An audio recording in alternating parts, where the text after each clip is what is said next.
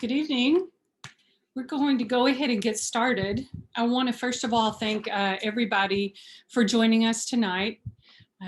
Please use, I want to remind everybody to please use the Q&A for questions tonight. We have the chat disabled and our presenters will answer questions after their presentation. As most of you know, I'm Cindy Harris. I am the Volunteer Services Liaison for the City of Grapevine and help oversee programming for Keep Grapevine Beautiful. Each year, we love to welcome DFW Airport's Environmental Affairs team to speak to us. And this year, we are going to welcome Robert Horton and Sarah Zyelmek from, of course, like I said, DFW International Airport. I would like to read their bios really quickly before we begin. Robert Horton is the Vice President of Environmental Affairs and Sustainability for Dallas-Fort Worth International Airport and serves as the Airport Board's Environmental and Sustainability Officer. Mr. Horton has significant experience leading innovative transformations in the aviation industry, including leading the effort for DFW Airport to become the first carbon neutral airport in North America. He manages and directs DFW's noise compatibility program, working with the FAA, other airports, and those affected by changes in air traffic procedures. Before working at DFW Airport, Mr. Horton served in various key leadership roles with several engineering consulting firms. He earned his Bachelor's of Science and Master of Engineering degrees in agricultural and biological engineering from the University of Florida. He served in the United States Marine Corps Reserves for 8 years. As a unit dispatcher, he coordinated and managed resources for missions in Operation Desert Storm in Saudi Arabia during that time. His passion for clean resources and renewable energy began early in his life, igniting his continual drive to find new, efficient, and cost-beneficial ways to protect natural resources. Sarah Zyelmek is the Sustainability Program Manager at Dallas-Fort Worth International Airport. She is responsible for sustainability, environmental grants, air quality, climate action, and zero waste initiatives. She supports the airport's strategic partnership with the National Renewable Energy Laboratory as the DFW lead on projects related to energy optimization and renewables integration for buildings and fleets. Sarah also serves as a National Technical Advisory Board member for the Athena Project, a 3-year national lab-led project aimed at helping transportation hubs achieve ambitious energy goals by improving the efficiency of mobility. Sarah received her BS and MS in Environmental Science from Texas Christian University. She is a certified ecologist and has served in the capacity of environmental scientist and wetland specialist. Her previous experience includes environmental consulting for multiple industries, as well as work for the Botanical Research Institute of Texas and the National Park Service. In her free time, Sarah enjoys spending time outdoors playing tennis, cycling, and backpacking. I know that everybody that's attending this evening will learn a great deal from Sarah and Robert. And so now I'm going to turn the screen to them. Well, good evening, everyone, and thank you for having us here today. It's an honor for us. We always enjoy these gatherings. This is the first one I've been to in a few years, so we're looking forward to having a healthy discussion about the work we're doing at the airport. So as we go through this, Cindy's already done such a marvelous job introducing us. Better than I could have introduced myself or Sarah too, but let's start with just talking about our environmental social governance report. Just a plug. We released our FY20 ESG report, and it's available on our website. And you can get a more detailed view at our broader sustainability focus. And so please do enjoy. Next slide. Just a quick background. I know many of you live in the area and know the airport intimately well, but for those who may not, the airport is owned by the cities of Dallas and Fort Worth. We have, we're bigger than the island of Manhattan. We're like a city within a city, and we're really proud of becoming the first carbon neutral airport in North America, because it marked the culmination of several decades of really difficult work and proving that energy efficiency and renewables make smart business sense. Next.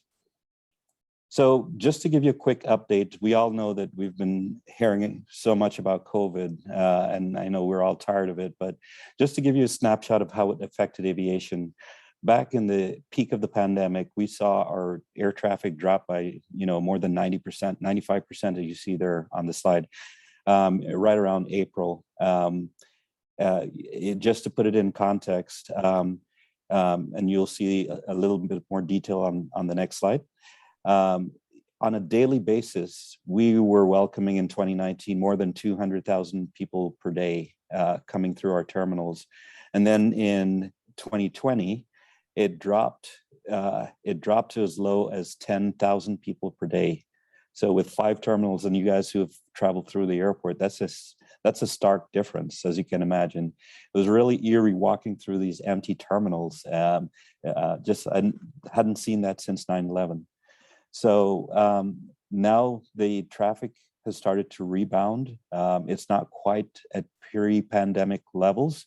What we notice is that there were 2 strong months of performance in June, July timeframe, and then it started to dip after the Delta variant started taking effect. And so we're in a little bit of a down period right now, but we expect that the domestic travel, as things open back up, will recover. Next. So throughout the pandemic, though, we learned that cargo is so important, very important to our region, because even when people weren't traveling, the airport was still transporting, personal protective equipment, medical supplies, around the globe. And of course, everyone working remotely started ordering so much. So e-commerce became such a major force for us. And from a financial perspective, I would say it probably played a strong role in helping to continue to give the airport a lot of life and room to grow and perform. So you can see in this graphic, the difference between passenger travel in the black line, and then the orange line is cargo. And the dip you see towards the right end is the freeze that we enjoyed so much in this past February. Next. So just to talk you through some of the challenges that we deal with before we deal with the specific topic of waste, and more specifically organic waste, I wanted to talk about the challenge of an airport, right? So when you think of an airport, what do you think of? It could be that we think of airplanes landing and taking off, right? And it sounds simple, but it really isn't. There's so much that goes into an airport. The airport has the airfield area that has the runways and taxiways that allow aircraft to land and take off. We have the terminals that passengers go through and drop off their baggage to transition from the ground transportation to the air side. Then we have the land side, which we have all of the roadways that allow the support operations to continue moving around to provide the services needed to run the airport, and also passengers who get in and out of the airport through the land side. But we depend on utilities, as we saw in the freeze. We need electricity, we need fuel, we need natural gas, we need waste, otherwise the waste would continue to pile up. We also need communications, we need the workforce, passengers, and then there's all of these unintended consequences of our operations, which tend, on the left side of this graphic, you see the noise, the water, and I know that Sandy Lancaster, who manages our environmental planning and development team, she does a lot of work with the communities on noise, aircraft noise. And that's, a lot of people may not know this unless you are right around the airport. The most significant environmental impact of airports is actually aircraft noise. And so we tend to work on managing our impact within the region. But again, understanding how complex of an operation we're managing, it lets you know how difficult it is to make a change that ripples across the entire airport system.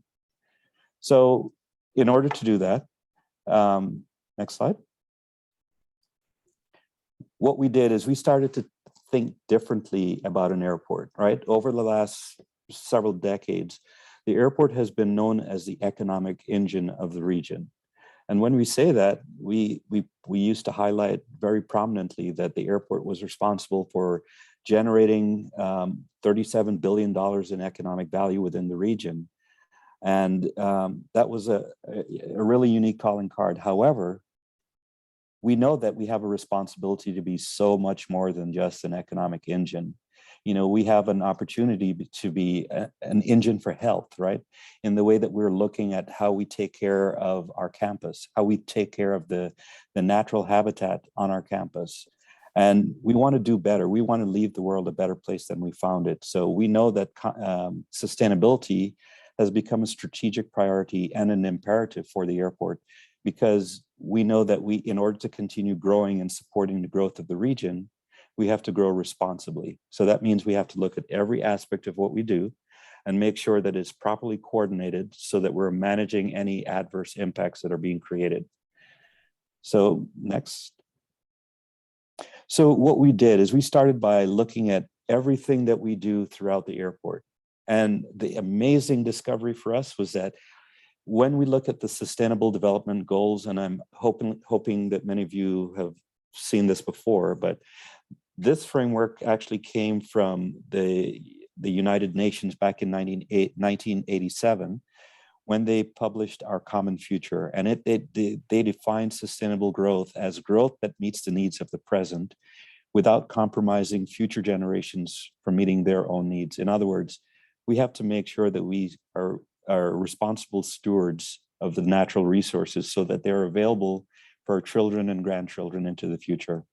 But they also saw a link between human growth patterns and development, human actions, human decision-making, and some of the adverse effects that we were seeing across it. It tended to magnify and amplify some of the negative impacts. So these 17 goals were developed in 2015 and published in 2015, and they became a really good indicator for organizations to manage their impacts on their local environment and also on a broader scale. So we mapped our business corporate objectives back to these 17 goals, and it was amazing how easy it was to link everything that we do. And we knew that we impacted directly and indirectly all 17 of these goals. So what we did is then we further distilled those into 6 key focus areas. And this is very new. We haven't been sharing this too much publicly yet, so you're getting an early preview of this. We took those 17 goals and we divided them into 6 focus areas.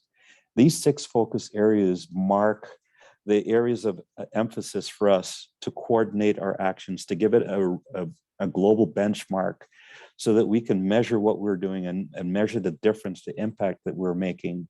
And so you've heard in our being carbon neutral, you've heard a lot about climate action and energy performance, but today we're going to hear a lot about circular economy. And with that, I'll turn it over to Sarah. Okay, thank you, Robert. And before I jump into my part of the presentation, Robert mentioned that you all are getting an early preview of some of our new sustainability plan. And this is just a snapshot of what the circular economy and the waste section will look like. So our new sustainability plan will provide an overview of our key strategies and then an array of all the supporting initiatives we're implementing or we're researching and development to support our goals. So this is an early snapshot. And Robert touched on our why, but I'll explain it a little bit further and why waste is an issue that we're concerned about.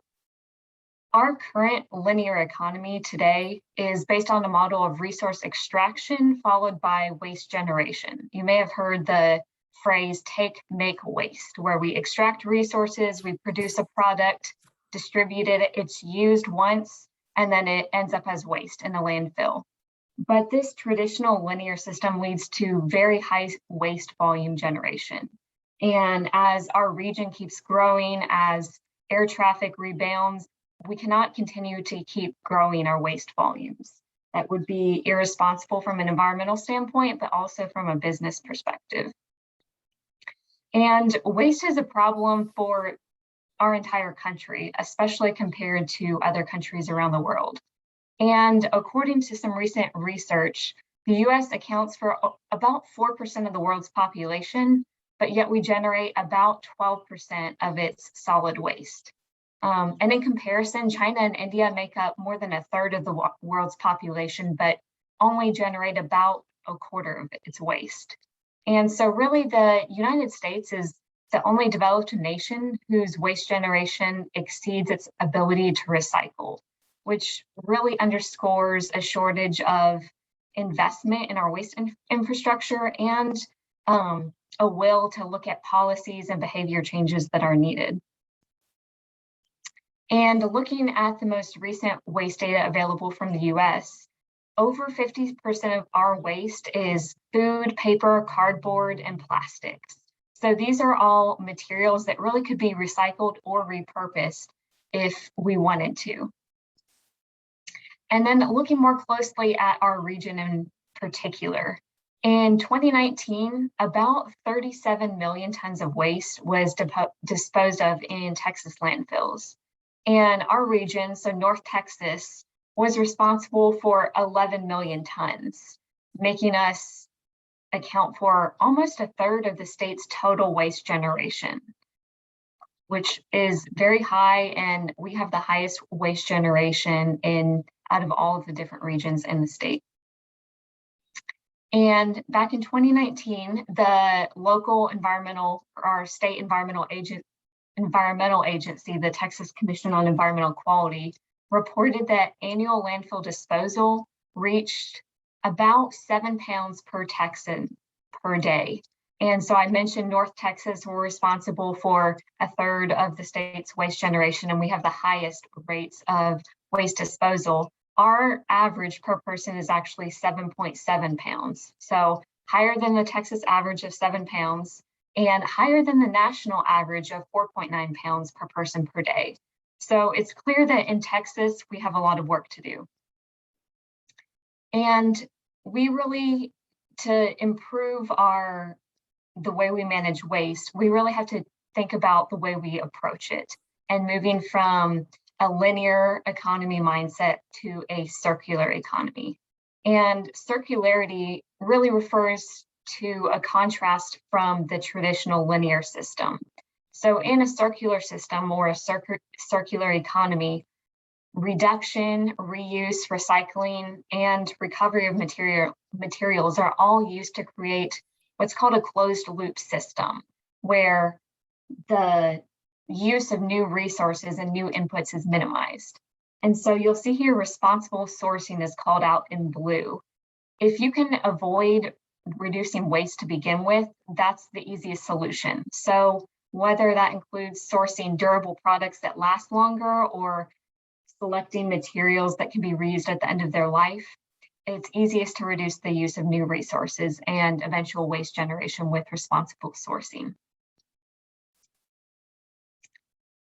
And so I'm going to discuss some of our specific initiatives around waste and specifically organic waste, but I gave you an overview of waste generation in the US and in the state, and I want to give you a little bit more detail about waste generation at DFW in particular. And landfills in our region, the Dallas-Fort Worth region, are reaching capacity, and new landfills are being opened, but they're located further away from the airport. And we, DFW Airport, contribute more than 32,000 tons of waste to landfills annually. That equates to almost 1 pound per passenger. And North Texas has only 35 years of landfill capacity remaining, even though our population is rapidly growing. So in order to reduce our impact on local landfills and reduce our impact in the region, and to address the rising cost to haul waste to landfill, we've developed a zero waste goal, which Robert gave you a preview of when he showed you our 6 new sustainability focus areas. Even though new landfills are being opened up, as they're opened up farther away, we have to haul our waste further, and so that causes our cost to increase. And over the last 5 years, our annual waste to landfill costs have actually doubled from about 1.3 million to over 2.5 million. as that landfill capacity in our region has decreased. And so with North Texas only having 35 years of landfill capacity remaining, waste is a key focus of our sustainability efforts to be a responsible community member, and really from a business perspective to help reduce our costs as well. Part of our current state today, our waste diversion rate is around 17%. So that's low compared to benchmarks and similar organizations. And so, as I'll share on the next few slides, we've really looked at our waste stream and tried to identify what are the main components of our waste, the biggest volumes, and how can we tackle each of those.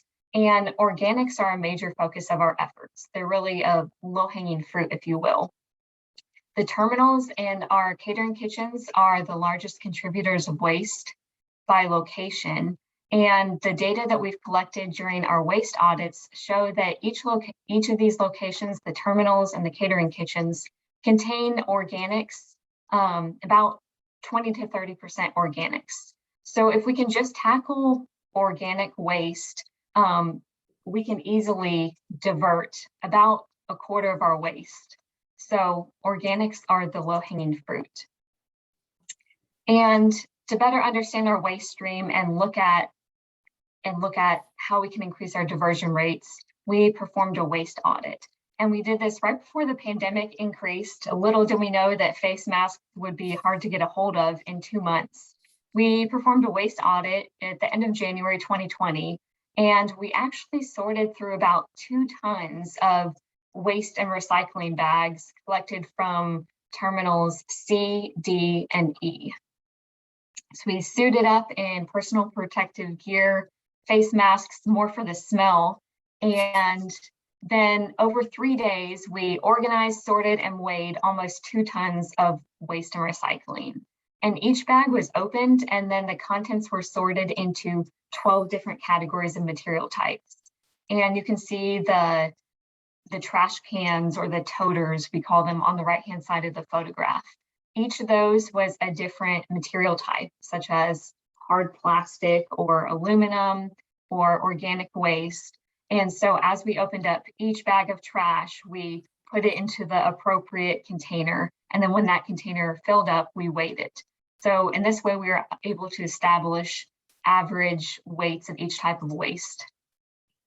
And so the majority of the bags we opened that were from the trash cans contained materials that actually could have been recycled if they were cleaned and properly sorted. And we found that improper placement of materials and what we call contamination of recycling reduces our recycling weight and our ability to divert waste from the landfill. And so common contamination issues in our recycling bins, including putting recycling items in the waste bin instead of the recycling, putting non-recyclable items in our recycling containers. So for example, throwing a Starbucks cup in a recycling bin, even though it's not recyclable, or throwing plastic silverware in a recycling bin, even though it's not recyclable. That's a tongue twister of a word. Other contamination issues we found were leaving liquids in bottles that could be recycled. Our recycling vendors will not accept bottles that are filled with liquid. That also adds weight when you're hauling your recycling. And then we found a lot of food in our recycling containers. And we refer to all this as contamination, because when we send a load of our recycling to our recycling vendor, they will do a visual inspection. And if there are too many items that cannot be recycled, like food, like trash, such as Starbucks cups or other materials that just can't be recycled, they'll reject the whole load and send it to landfill. So we found during this waste audit that one, a lot of our trash cans contain materials that could be recycled. And then we found two, that a lot of our recycling bins contain materials that should have just been thrown in the trash can.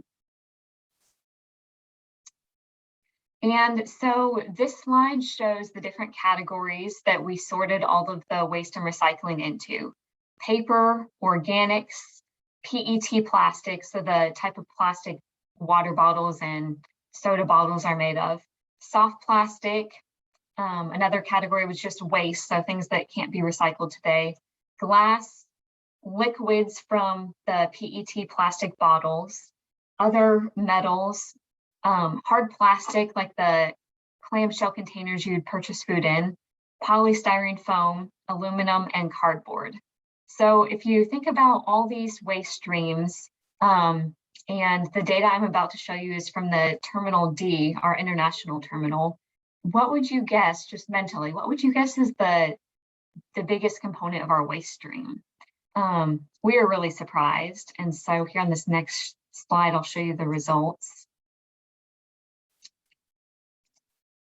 The number one component of the waste stream was actually just true waste, things that can't be recycled.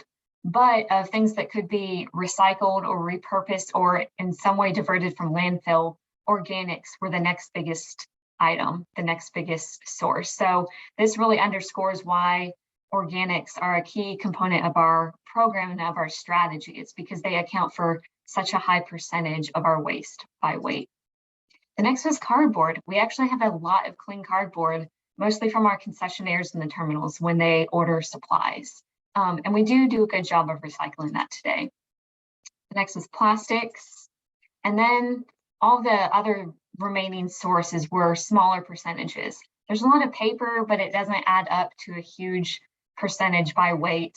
Not a ton of glass. There's not a ton of liquids left in water bottles, but there is a decent amount. And then finally, less than 1% of some of these other categories. And I think people are often surprised when they see that plastic water bottles make up less than 1%. And it's important to note here, this is percent by weight. So water bottles don't make up a huge percentage of our waste stream by weight, just because they weigh so little, but by volume, they make up a significant part of our waste stream. Over 13 million plastic bottles are sold to DFW Airport annually. And so while they may not weigh a lot, they're still a big component of our strategy as well. And this slide just shows a similar breakdown, but for several terminals averaged together. And the key takeaway I'd like to point out here is that about half of our waste could be diverted from landfills if we are able to segregate it and keep it clean. Then it could be recycled or repurposed. And so now I'll dive into some of our specific initiatives around waste. And we have a variety of initiatives, and I'd like to point out that some are better than others. And the EPA, the Environmental Protection Agency, developed this waste management hierarchy in recognition that no single approach to waste management is suitable for handling all materials or all waste streams in every circumstance. And so this hierarchy actually ranks the different strategies from most environmentally preferred to least preferred. And source reduction, so waste prevention, includes reducing waste at the source. And that's the best strategy. And that's something we can definitely do and we're working on. But when we think about our terminals and waste that's already generated, sometimes that's not always feasible. So we look at recycling, which includes collecting used or unused items that could be considered waste, but if they're sorted and processed, they could be converted into raw materials and then eventually turned into new products. And then energy recovery, so converting items that can't really be recycled into usable heat or electricity or fuel. This is sometimes called waste to energy. And then also treatment and disposal, that's the final option. Disposal in a landfill, and potentially before that, treating your waste to help reduce the volume. And so one of the different solutions we've employed is looking at different ways to educate and improve behavior. So knowing that half of our waste in the terminals could be diverted from landfills, how do we educate the public so that they want to help us recycle and that they're able to help us recycle? And we have a few different initiatives in place here. We have partnered with Coca-Cola and we have a sustainability partnership with them, and they've helped us place what's called reverse vending machines in our terminals. And you can see those on the left-hand side of the screen here. And Coca-Cola has an Every Bottle Back initiative. And so they have these machines that if you hold your water bottle up to it, it will scan it to first ensure that it's empty. And then as long as it's actually a water bottle in the correct form of PET plastic, it will accept that water. It will accept that bottle. And then that plastic is kept in a clean stream. It's taken to a local facility and it's eventually used to produce new bottles. On the right-hand side of the slide, you'll see some of our trash cans. And some of the steps we've taken are to apply new labels. And so just putting trash and recycling on a trash can does not solve our problems. Our customers come from different communities where each community has its own set of rules about what can and can't be recycled. Like, for example, some cities will accept plastic grocery bags and some will accept styrofoam, but others will ask you to put that in a trash can. So we found that by adding labels with pictures or with icons to our trash cans is helpful, because if you can look at the trash can and see that a Starbucks coffee cup is on the waste side, that can help you put it and segregate your waste appropriately. We're also working on co-locating waste and recycling bins. If they're not located together and you're a customer, you're in a hurry to board your plane and you see a trash can, well, you may have an item that could be recycled like a water bottle, but if the trash can's closer, most people are going to put it there. So those are some of the behavioral solutions we're looking at. And then we're also looking to employ artificial intelligence and machine learning. Earlier this year in the spring, we piloted a trash bot, and it will scan an item that a customer holds up to it to determine what it is, identify it, and tag the category. You can see the common categories here, and then open up the proper side of the container, landfill or recycling. And so this is just another example of making it easier for the customer to do the right thing and to help reduce contamination and recycling, because segregation is not always easy. And then other solutions we're implementing are related to our processes. And so here's specifically organic waste. And this past year, we implemented a new contract that will allow us to collect food waste from aircraft catering kitchens, hotels, offices, and terminal concessions or restaurants, and haul that organic waste to local farms and local compost facilities. And so we started first with our terminals. And in January, we began to work with a company called Turn Compost on implementing an organics recycling program with our airport concessionaires. And the first concessionaire started composting in March 2021. And as of the end of August, almost 12,000 pounds of food waste has been diverted from 7 different terminal restaurants in Terminal A. And we anticipate expanding the program to additional locations. We've onboarded a total of 14 concessionaires already, and we expect to confirm 13 more shortly. So from the 7 initial locations, there was daily pickup of the organic waste. So the concessionaires, the restaurant managers were responsible for having their organic waste ready when Turn came to pick it up. And some of the initial lessons learned and challenges we faced were that when Turn came on their daily pickup rounds, sometimes it was difficult to catch the restaurant staff before the restaurant closed due to the staffing issues, as I'm sure you've heard in the news that many restaurants are facing. Some restaurants were closing earlier than scheduled or than normal. And so there needs to be a good communication plan in place so that if needed, Turn can be there earlier in the day to pick up extra food waste, because we don't want to lose out just on a missed opportunity. But overall, staff at all of the locations are very excited about the program. And when Turn comes to inspect the organic waste and check for contamination, they often celebrate when Turn doesn't find any. So we're really excited about this program, and it covers the back of house. So the side that isn't facing customers. And part of that is, as our first step, it's easiest to maintain a clean, uncontaminated stream just by collecting organic waste from the kitchens. One day we'd like to roll this out so that it's customer facing as well. So maybe once you have your leftover burger that you only ate half of, that in addition to the trash or the landfill and the recycling bins, there's also a separate green bin for composting. So that's not here yet, but one day we'd like to roll that out as well. But in the meantime, we're also working on setting up non-terminal locations for our organics recycling program. We're looking and we're talking to the catering kitchens, and we're also looking at our flight safety cafeterias and concessions external. So we have like Whataburger and Starbucks on our campus outside of the terminals, as well as several different buildings operated by DFW Airport and several hotels. So we're planning to discuss with those staff and roll out this program to those as well. And this organics recycling program will provide us with some key data to support the development of future waste to energy technologies like anaerobic digester.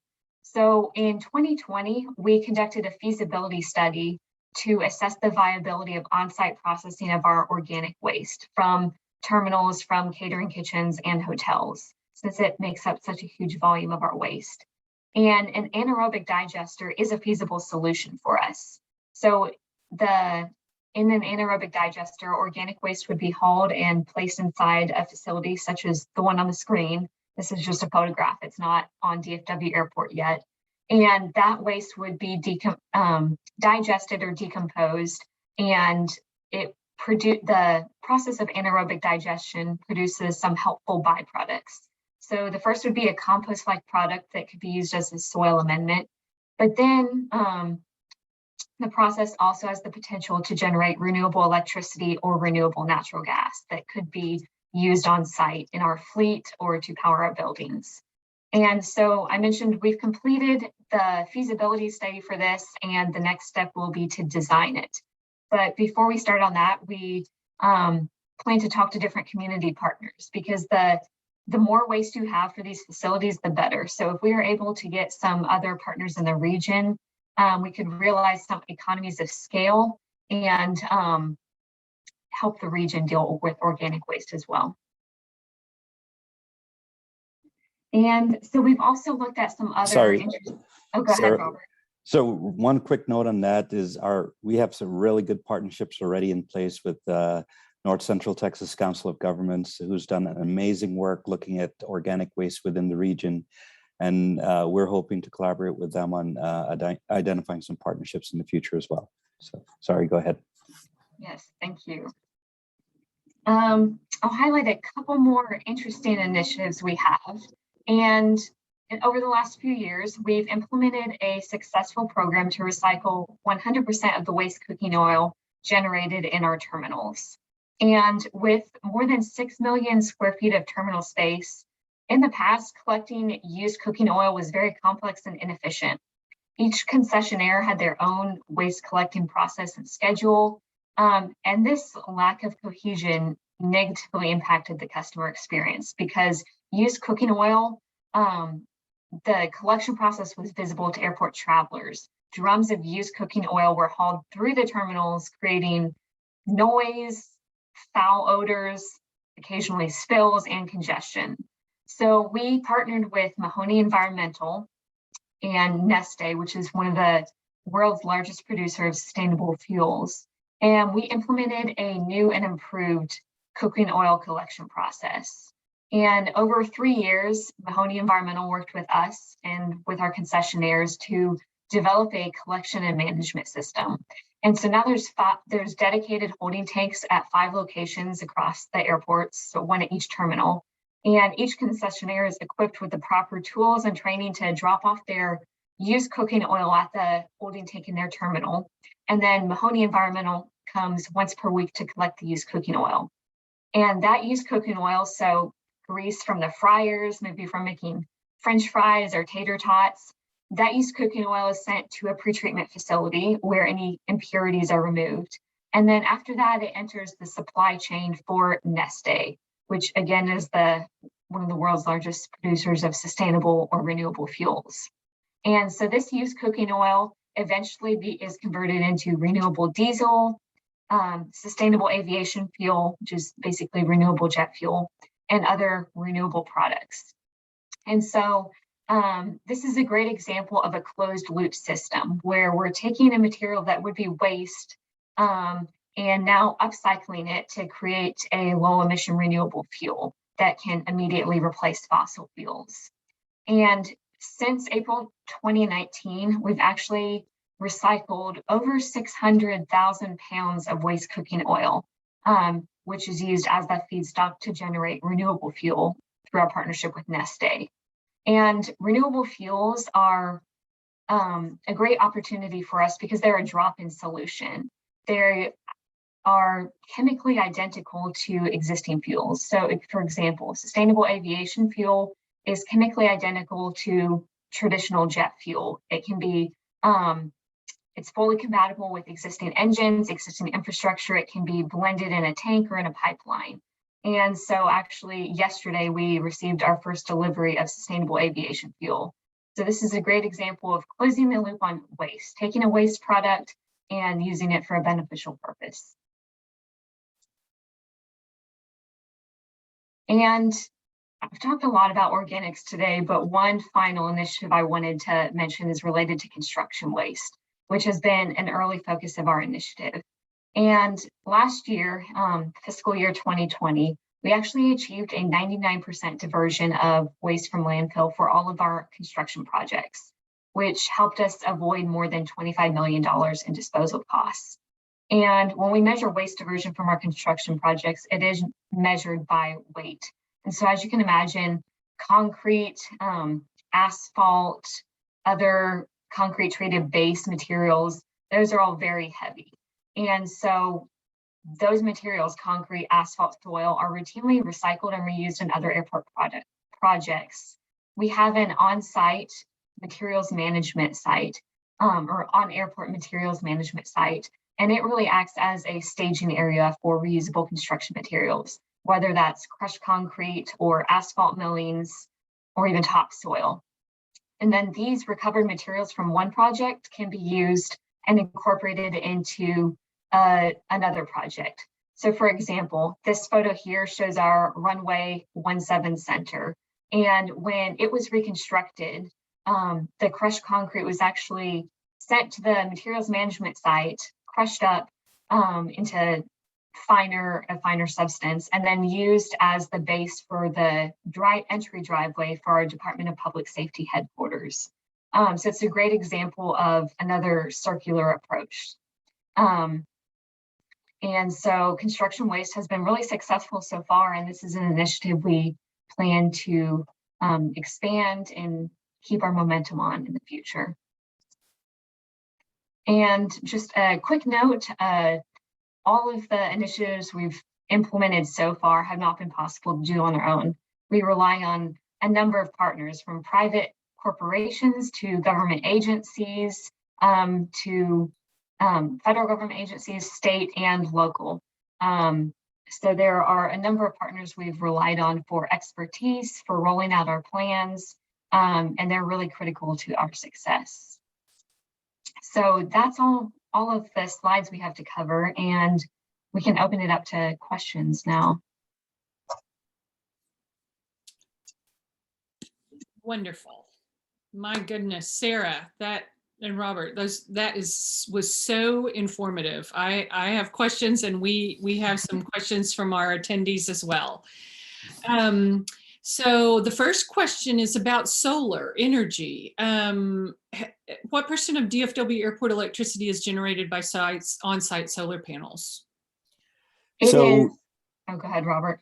No, I was just going to say, so our purchase predominantly is wind energy from West Texas, but on-site energy, the challenge is cost of energy is so cheap in Texas, it makes it really impractical to place it on our campus. So we only have it in one location on the roof of our design code and construction building, and covering the entire building roof only allows us to power 25%, less than 25% of the energy load of that one building. So as you can imagine, the scale based on what our daily or annual consumption is, it's insufficient. We don't have adequate land, to meet our full needs. But we are seeing a lot of research that is increasing the efficiency of solar panels, where you can generate more energy per square foot. And so in the future, we hope to be able to leverage more on-site, because it does help to build resilience, which is a common theme after the freeze in February. Mhm. Sarah, did you have anything else to add to that? No, you covered it all, so. Okay. Okay, so Lori is wondering, let's see, Lori, I am assuming you're specifically talking about recyclables. So did you, Sarah and Robert, did you notice a difference between the different results of recyclables when you did the recycling audit? So particularly Terminal D being international and other countries having much better recycling rates. So were you able to compare terminals? Yes and no, we didn't break it down in that way. So we looked at the percentage of what could be recycled versus what was recycled. I think that's a fantastic question. And now that we have the data, Yes. I think I'm going to go back and see if I can break it out that way. Just look at it through a different lens, because yes, we are looking at theoretically what could we divert versus actually what did we. That's a great question. Yeah, I'd be interested to know that as well, because we as an organization talk a lot about encouraging folks to make sure that the recyclables are, of course, first of all, recyclable, and also empty, clean, and dry. And like Lori was saying, other countries are more maybe educated or more proactive about it. So I would be interested to know as well if your Terminal D is more successful at their recycling. Yes, that's a great question. Let's see, Jennifer's wondering how did the DFW Environmental Affairs Department come to exist? How long have you guys been a division or a department? So in the early to mid 90s, we were actually part of the maintenance department at the airport. But there were some challenges in terms of managing some of the regulatory compliance. And so our executive board of directors really challenged the airport leadership to create more of a structured governance system that would manage those in a more effective manner. And so our department came to be in the mid 90s. And I think around 96 or so, if I remember correctly.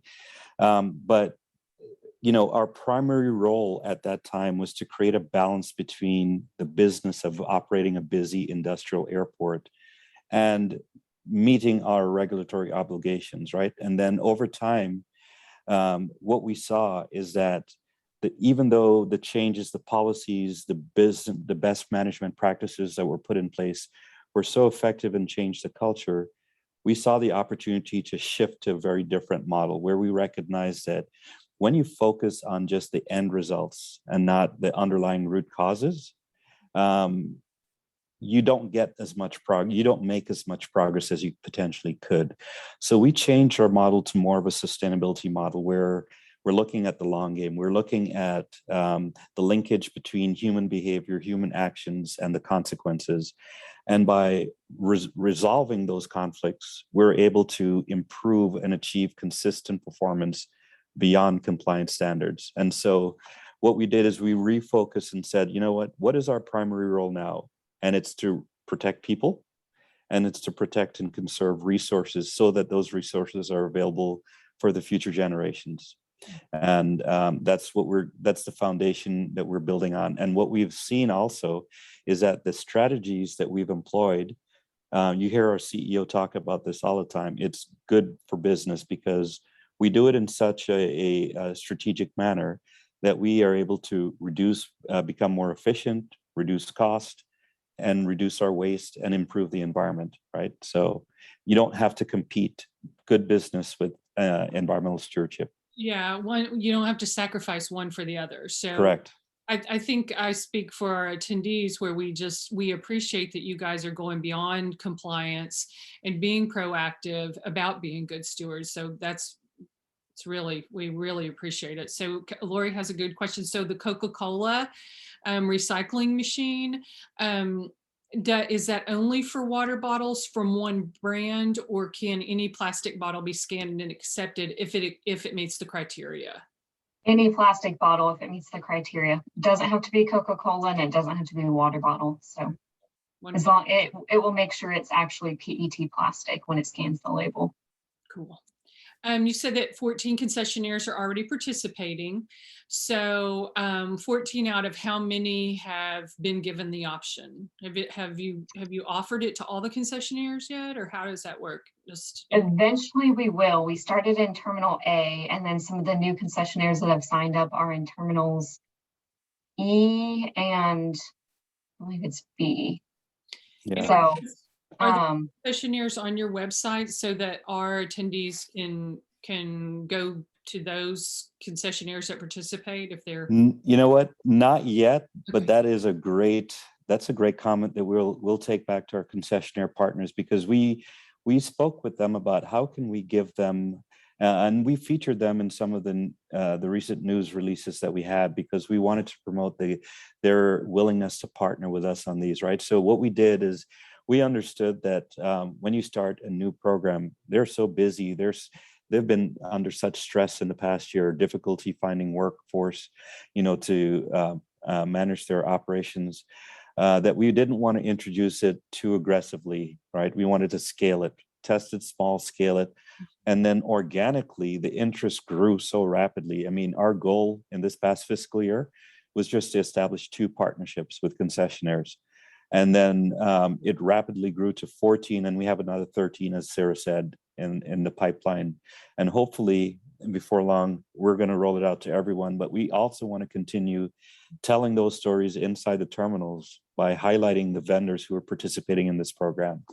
So that's a great idea, and we'll definitely take that to the team and incorporate it into our strategy. Thank you. Yeah, we would love to just promote that on our social media as well. So I'll be, Yes. looking on a regular basis on your website to see once you guys announce those concessionaires.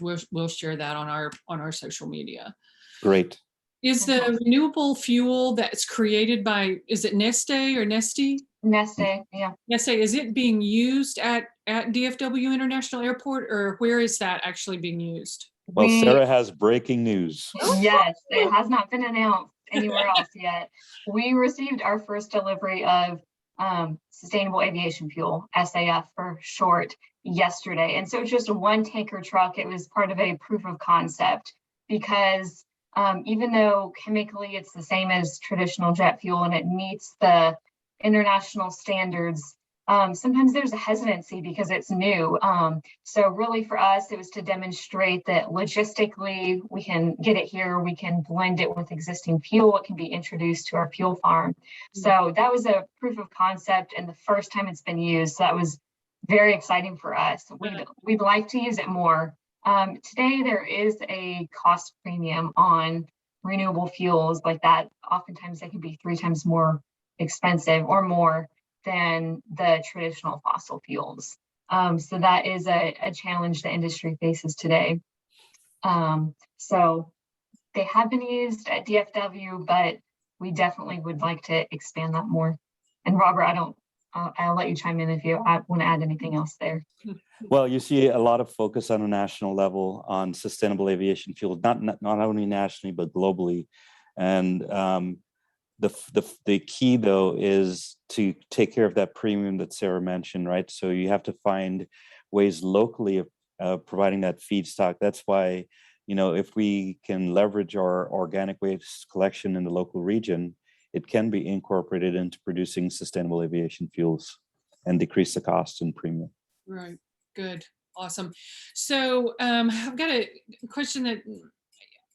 So your waste, is your waste hauler, do you guys use Republic Services, or does your waste hauler, is that who you use? We use CWD for waste hauling. Mm-hmm. Okay. But so we have an interesting setup. So our zero waste team, they manage the work of we outsource the hauling of municipal solid waste to the landfill. Mm-hmm. However, our internal team manages the recycling. Okay. So we collect that and we deliver it to the recycling facilities. Okay, so you take it to the local MRF, and do you take it to the materials facility in Fort Worth, or where does your recycling go? I'll have to verify. I don't think it's in Fort Worth. There's one that is in, I want to say somewhere in the Irving area, but I need to verify that. Yeah. Okay. Interesting. Good. Let's see. John is asking, are you trying to avoid incineration since it creates air pollution rather than land pollution? I'm not familiar with incineration, so I'm not sure. Like incineration of our waste, yes, especially being a carbon neutral airport and having now a goal to achieve net zero by the end of the decade. Yes, we don't want to.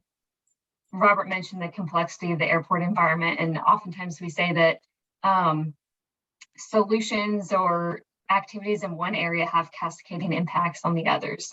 And so incineration would be an easy way to deal with waste, but that would negatively impact local air quality and our carbon footprint. So no, that's not an avenue we're exploring. But I know there is there's a lot of interest in that type of practice where I think it's called pyrolysis, and it's really high temperature, and it can be used as a single treatment for all waste.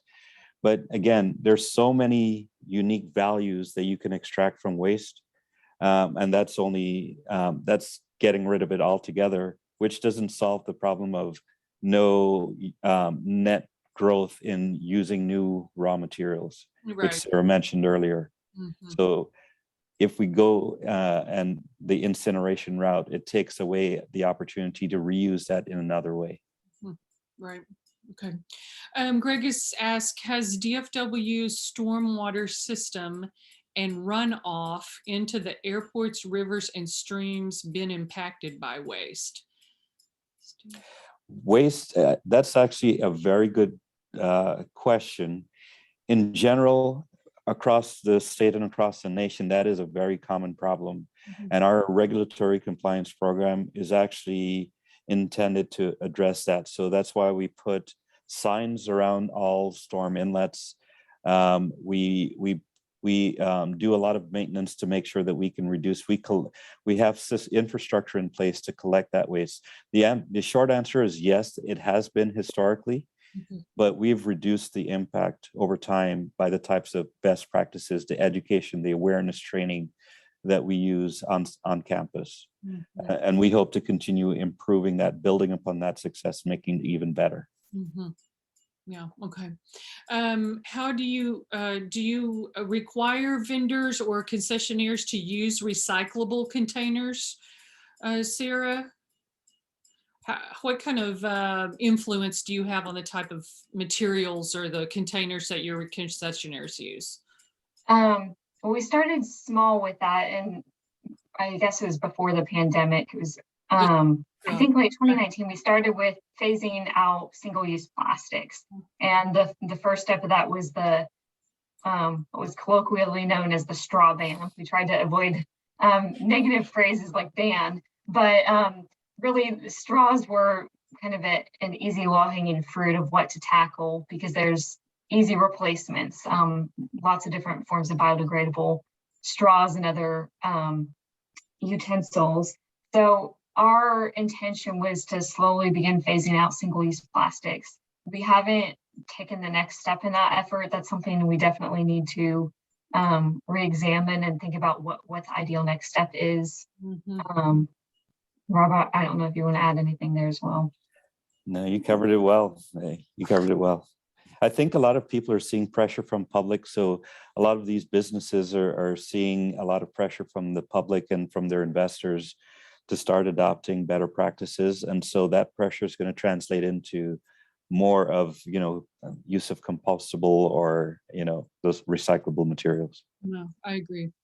That's all of our questions that we have so far. I do want to kind of weigh in from a Keep Grapevine Beautiful standpoint. The recycling audit that the environmental affairs team did from DFW Airport is very similar to the results that we as a city find. that what is often put into our municipal waste streams could have been recycled. And then our recycling is often contaminated because residents are not using practices that involve an empty, clean, and dry strategy. So even if you have something that's questionable, make sure that if you don't know whether or not it's recyclable, what you can do is go to, there's several options. Go to recyclingsimplified.com. Our waste hauler is Republic Services, and they have on Recycling Simplified, they have very clear guidelines there and printable materials that you can hang on your refrigerator. In the most recent Go Grapevine magazine, we have put an insert in that magazine that shows you exactly what is recyclable in the city of Grapevine. And so I can't encourage you enough. Again, the environmental affairs team at the airport found the same results that we find as a city. So we really want to encourage folks, not only when they're traveling, but especially when you're at home, to use the strategies of empty, clean, and dry. Also, I want to encourage everybody to sign up for next month's in Eco Talk.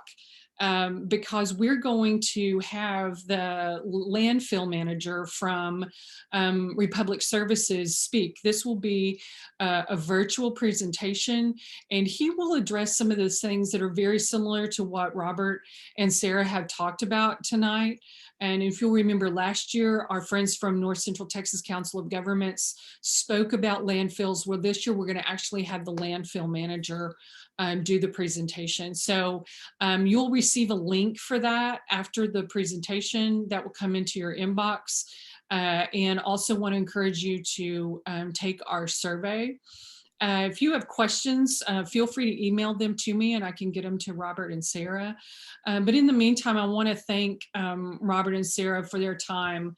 What a very informative presentation, and we always appreciate every year environmental affairs from DFW International Airport being with us. So thank you very much. Thank you. Thank And you. Cindy, We thank love you. participating. Yeah, thank you, Cindy. We love our partnership with you guys. We enjoy it, and we'd love to have more of these sessions. Wonderful. Well, we're looking forward to being able to do it in person again.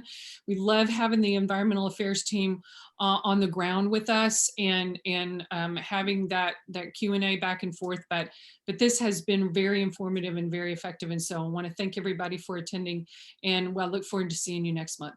Thank you. So Cindy, can I ask one last question? Yes. So we heard some really good and creative ideas on things that we can try at the airport. So if the folk in your community have good ideas, please send them to us. Wonderful. We love to learn from others. Yeah, yes. I wanted to remind everybody, if the Environmental Affairs Department has a really great website. So the things that Sarah and Robert have talked about tonight are on their website. That's going to talk about their zero waste initiatives. It'll talk about all of the goals, their new goals that they have, their North Star. What did I say? Our North Stars. Your sustainability North Stars. So yeah, all of that's clearly laid out and it's extremely informative. So I want to encourage everybody to stop by their website. Thanks again. Cindy. Thank you, everybody. Have a great evening. See you next month. Bye.